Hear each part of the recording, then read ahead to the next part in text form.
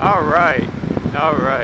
So, the day after the Lomachenko Teofimo Lopez fight. And what a great fight. What a great fight. And if y'all watched my last video, you know I lost this one. I'm not starting out so well here. Now, I recorded my last video just prior to watching the weigh-in. And if y'all have seen some of my videos even before that one, like when I talked about the Jamel Charlo Rosario fight, you know, I mentioned that I usually don't place my bets unless I'm very confident until after the weigh-in. And, you know, the weigh-in, I watched it, and something did change about me. As you saw in my video, I was feeling very confident, and I was planning to bet, I don't know, at minus 400 when I saw it on Bovada. I was planning on betting probably like $1,200 to $1,600, try to win it like $400 or $500, you know, somewhere around there. After the weigh-in, when I saw him stare down, I did have a little bit different feeling. Not that I thought Lomachenko was going to lose. I still thought he was going to win. But there was this little hesitation in me. I said, wait a second, Lopez looks ready to go.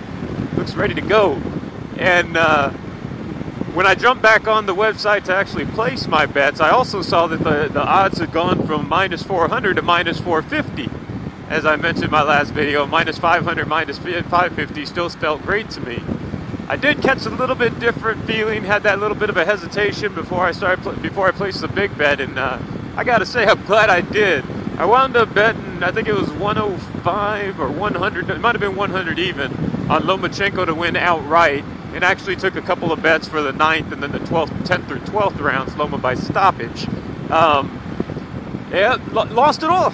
Lost it all because Teofimo did well, and credit to Teofimo Lopez. Fool came out, did not play. He had his game plan, and he stuck to it. Lomachenko, on the other hand, he never unleashed what I thought he would unleash early on. Now, when he started throwing his jab, I'm sure y'all saw it. Y'all saw Teofimo's left eye. It was a little swollen up. Got touched, was snapping his head back with that jab, but it didn't start until like round 7. And I expected that to begin happening a lot sooner. Now, the way I had it on my scorecard, and I mentioned that I don't really score fights anymore. I tend not to. I really stopped scoring fights when I started betting on boxing, because I felt my scorecards are most likely going to be biased to some extent. And if I do score them, I tend to go back and rewatch the fight, and then score it at that point, because I feel like any emotion I have based on my bet is probably gone. Now this one I did score as I was going along. You know, I was actually, money aside and betting aside, I like Teofimo, and you know, of course I want to go for the American. In fact, I text my buddy. He asked me who I was going for. Or I asked him who he thought he'd win. He said he was going for Teofimo, and my response was me too. But my money's on Loma. So that made it a little easier to swallow when I only lost like $120 altogether on this fight, which to me, I mean, that's probably the least I've bet on a major fight in a long time. Usually I'm betting $1,000 or more on a fight of this consideration.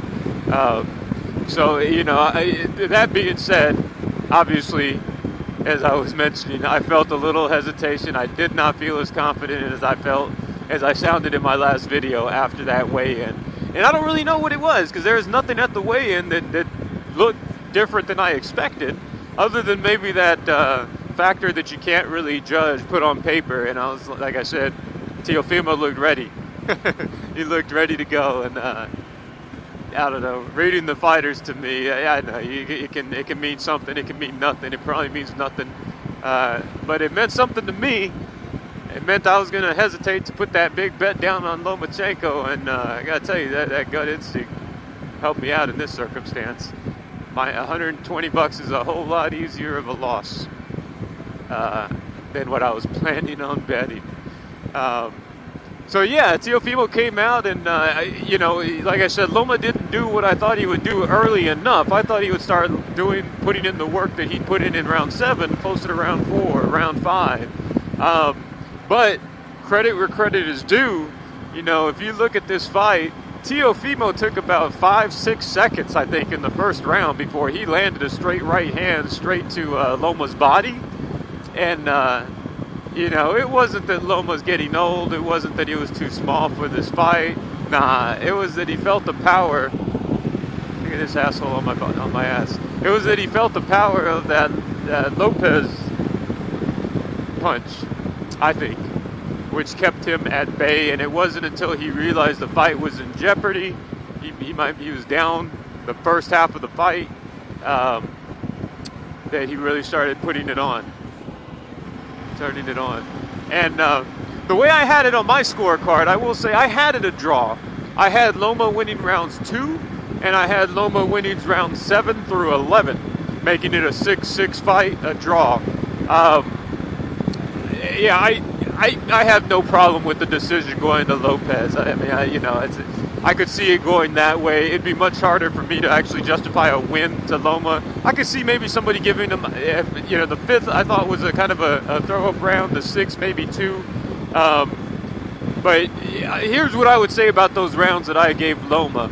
The ones that I gave Teofimo, I didn't think there was any question that he won the rounds. I didn't have a hard time saying, oh, did Teofimo win this round? I don't know. Loma did work. No, I didn't feel that way. I felt like the rounds that I gave to Teofimo, they were pretty solidly his. The rounds that I gave to Lomachenko, on the other hand, there tend to be a lot more of those swing rounds. Like, I could see round 2 going either way. I could see a couple of those later rounds from 7 to 11 swinging to Teofimo or Loma, and, you know, I could see the argument on either side. So, in the end, yeah, the better man that night won the fight. I lost my money, and looking forward to the next one. You know, now I don't know how many more bets I'm going to be making on throughout the rest of this fight. I mentioned, like I said earlier in this video, I tend to make my bets after the weigh-in, unless I'm extremely confident in my picks. And there's I got a 2-fight parlay coming up here for October 31st and December 5th. Y'all follow boxing, y'all know exactly who I'm talking about. And that's going to be Gervonta Tank Davis against Leo Santa Cruz here in San Antonio, or down in San Antonio. October 31st, I got Gervonta Davis to win.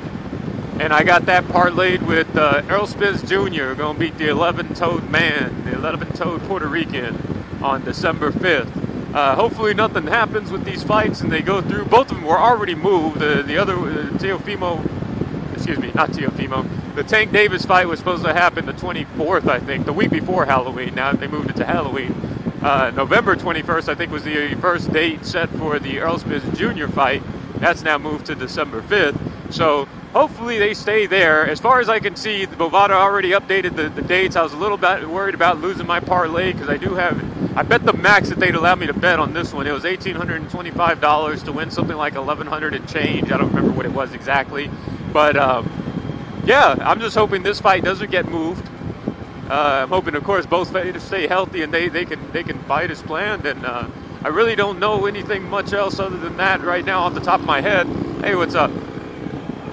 I really don't know anything else right now off the top of my head that I'm looking forward to betting on. You know, these are the 2 fights that I'm really looking forward to. But like I said, I feel real good about both of them. I feel real confident about both picks. I got Tank Davis to win that first one. I got Errol Spence Jr. to win that second one, and I don't think either of them are going to be competitive.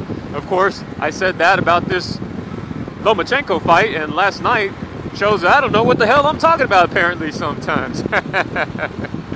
But, man, I hope y'all got to see that fight. If y'all haven't seen that fight, make sure you watch it. It's going to be on the ESPN Plus app. I'm sure it'll be re-airing on ESPN if it's not already recorded in your library. But, yeah, that's my 2 cents on the post-fight matter. And that's pretty much it. I'll get back to you guys later.